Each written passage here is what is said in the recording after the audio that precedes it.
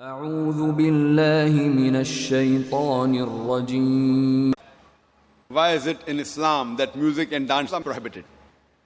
First I'll come to music, then I'll go to the dance. As far as music is concerned, our beloved Prophet Muhammad said that the musical instruments, as a general rule, they are prohibited, except he gave permission for the duff.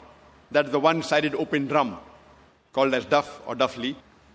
Besides that, the Prophet prohibited because if you analyze, it takes a person away from the remembrance of Allah subhanahu wa ta'ala, from the remembrance of Almighty God. That's the reason when we hear these, film songs, whether it be Hindi, it may be Malayali or Tamil or whatever it is, you find that in these film songs, most of the words that are mentioned, they are far away from reality. The hero tells the heroine, "Main tumhare chand tod ke leke aunga, main tumhare sitare tod ke leke aunga, I'll get the moon for you, I'll get the star for you." We know it's not possible. No man can get the star or the moon for his lover.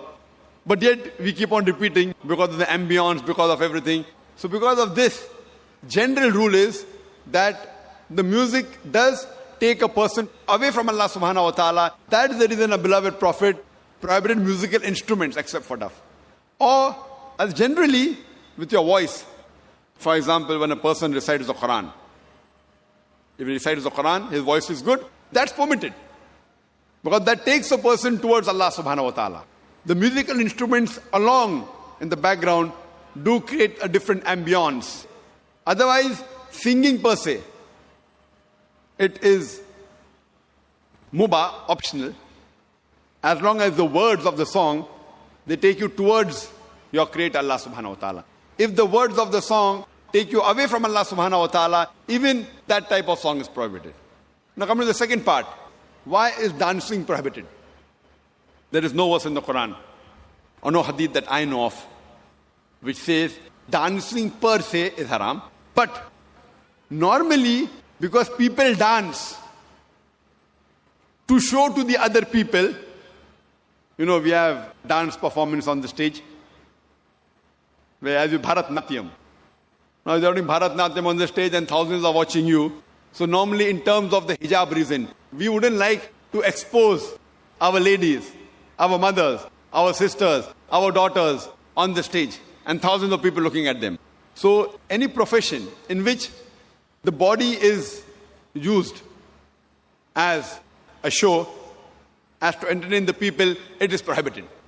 That is the reason dancing in public or dancing in parties where we have opposite sex mixing. Many a time the rules of dancing, they conflict with the rule of the Islamic Sharia. Normally when you have a dance, you have pairs, male and female, and most of these pairs, that the girlfriend, boyfriend, and you dance in front of other people. So because it breaks the system of Islamic hijab, that's the reason per se it is prohibited, because it goes against the system of hijab. So you have to realize that many a time when you dance in public, you go out for parties and you move around.